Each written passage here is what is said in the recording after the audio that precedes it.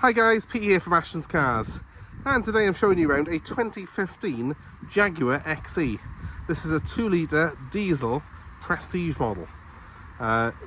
Very good spec car, very modern Jaguar saloon.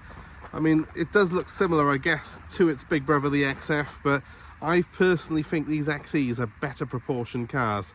They're smaller than an XF, but they just look a little bit more purposeful. And this model, launched in 2015, has got the 2-litre diesel engine with AdBlue technology, so it is ULEZ compliant. So you can take this into the low emission zones in various cities without paying a premium. This particular car has done just over 100,000 miles. It's come with a full Jaguar service history, and it's sat here on its original 17-inch wheels with Bridgestone tyres. Always a good sign that they've kept with the premium brand tyres. So that plus the full main dealer service history tells me that this car has been well looked after. And I've been driving this car for the last day or so, and yeah, you can tell when you drive it, it really does feel a very tight car. Doesn't feel like it's done 100,000 miles. It's in very good condition. I think the metallic grey looks good on these. It's got the black wheels, which are the factory colour on this particular model.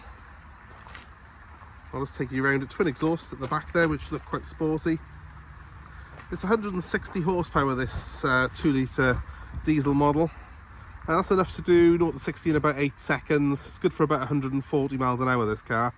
It's got a good spec on it as well. Being a prestige, you've got the leather interior, you've got sat nav, you've got reverse camera, and you've got front and rear parking sensors on it. It's also got things like the DAB stereo and the Bluetooth hookup for your mobile phone.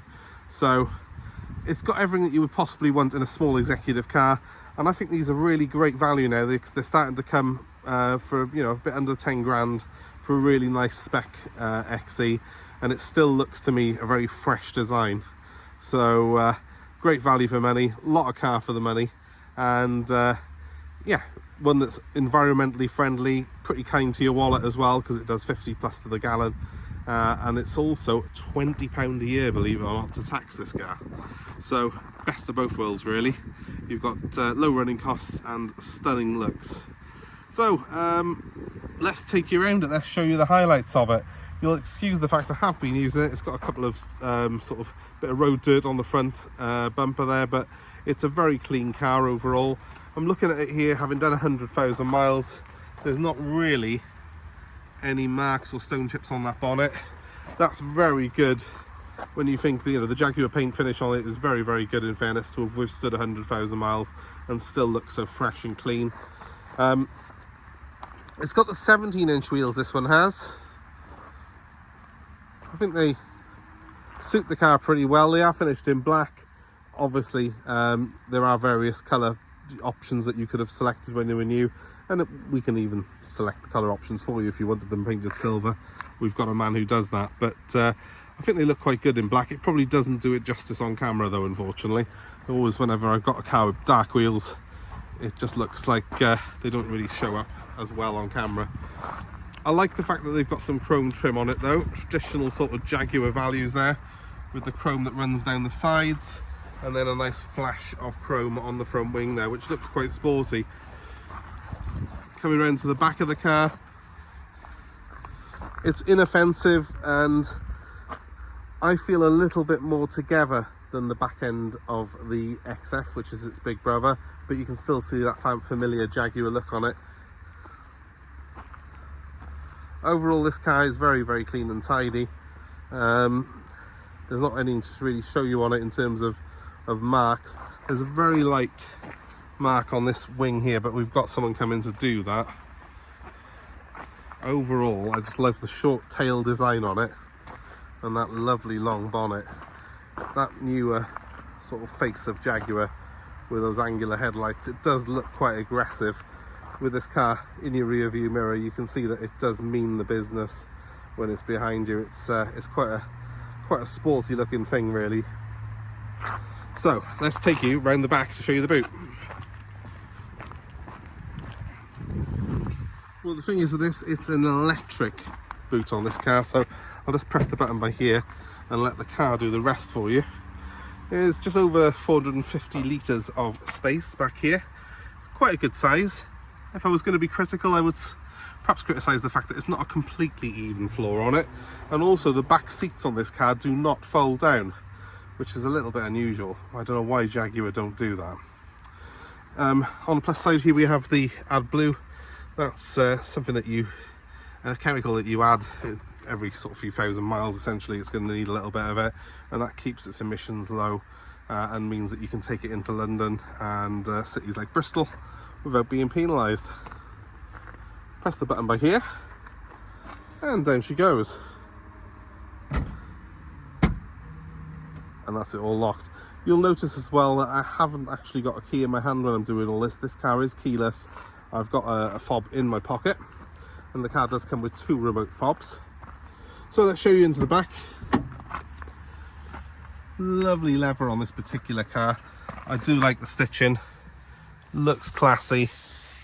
Looks sporty as well. These seats are nicely sculpted, and of course you've got that armrest there in the middle, which folds up if you do want a third passenger in the back seat. But yeah, isofix points all round on the car. Nice soft leather. Doesn't look like it's had much use really, the back of this particular one. So no wear at all in there. Let's take you to the front. This is the bit I'm sure you want to see. So we've got very nice bucket seats on it. Now this car has done 100,000 miles, but you wouldn't think it. There's no wear whatsoever on the bolsters. It's very, very hard wearing, these cars are. They've really been well built by Jag. It's a really welcoming interior. It feels sporty. It's got nice sort of swooping lines on these doors here, which just come around and sculpt around you when you're in the car. Let's just jump in and see how that all looks. Really classy interior. You feel sort of cocooned, but it's still plenty of space in here, which I like. I'll start the car up. So to do that, there's a little pulsing start button here, similar to what you get on an XF. You press that and off she goes. And just like the XF, the gear lever comes up from here, but this has got an 8-speed gearbox. I'm going to just quickly click through the light that's telling me I should wear a seatbelt, and there we go. So first of all, let's look at this display. We've got a really nice deep beveled instruments. We've got this, the 50 there refers to the last road sign I passed. I was on a 50-mile-an-hour zone before I pulled into the yard here.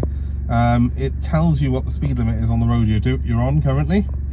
You've got a digital speedo there down the bottom, as well as the analog speedo to the left. And if I give it a rev, a nice analog rev counter there, which looks sporty because of the deep bevels that they are set in. Now the main display apart from that is here in the centre. I've got my heating controls, which are left and right here for passenger and driver. I can select here to adjust the heated seats as well, which are on the touch screen. And also I've got a navigation system, telephone and everything, which is again operated through this giant touch screen. It really is a nice big display, and it's really clear and bold looking. When I put the car into reverse, it becomes a reversing camera, and those guidelines that are on there when I turn the wheel move to tell you where I'm going to be aiming the car. So it's nice and easy to use, that is, and a very clear display. And it is a really big display, that is. It really does sort of dominate the center of the dashboard and looks really cool. Sat Nav is an absolute godsend. I used it yesterday. It does update itself for traffic in your area as well. It's quite a sort of smart system, and you have got the DAB stereo on this particular car as well, so we can select on here DAB, FM, Bluetooth and aux. Obviously if you've got your phone set up on it, which I have currently, you can play your music from your Bluetooth audio device or phone on there as well. It's a really easy thing to use. It's very nice and inoffensive, that touch screen at the start there as well, and I can literally just touch any of these things to go to wherever I want to go on it, or I can use these buttons here, these dedicated buttons on the outer edge. The gearbox, well, it's an 8-speed. It has got paddle shift on the wheel here, which you can probably see, and it's a nice sporty looking wheel. It's quite slim and small, but nice and chunky on the rim, so it feels sporty in your hands, and I love that. We've got a sport mode on the gearbox as well. We've also got things like a snow mode and even a race mode for it, which is called dynamic, should we wish to have a little play with it. You can also turn the traction control off, and it is a rear wheel drive car, so there is fun to be had if you do so. Just be very, very careful. But the main thing from my point of view, and having driven the car over the last day or so, is that it's very easy to drive.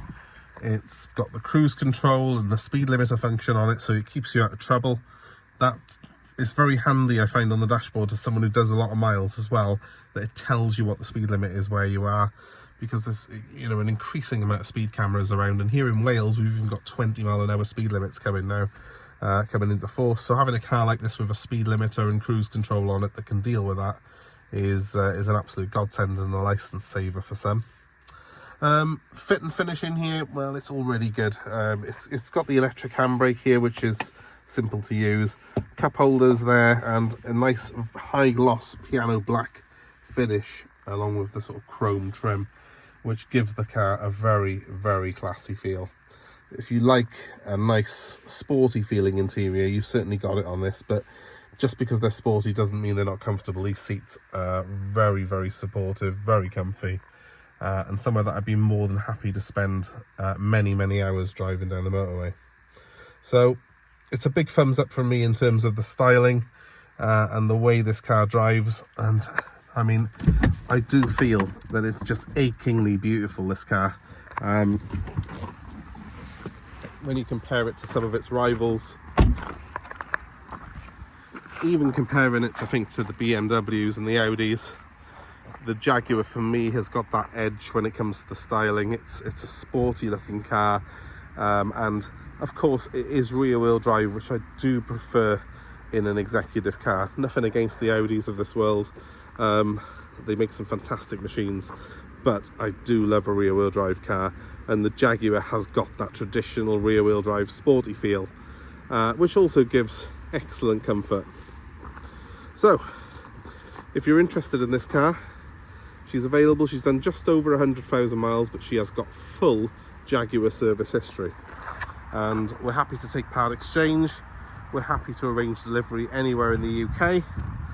Please feel free to give me a call if you're interested. My number's 07932 873 646. I'll repeat that one more time. It's 07932 873 646. And please give us a like, share this video, comment below if you have your own opinion of these cars, and let us know what you think if you've owned one. I'm especially interested to hear from you. And please, of course, subscribe to our channel and hit the notifications so you will be alerted of all our new posts, new cars that we've got coming in, and of course car buying advice for you on various makes and models. But thanks ever so much for watching today, guys. I hope it's been of interest, and we will see you very soon. Goodbye for now.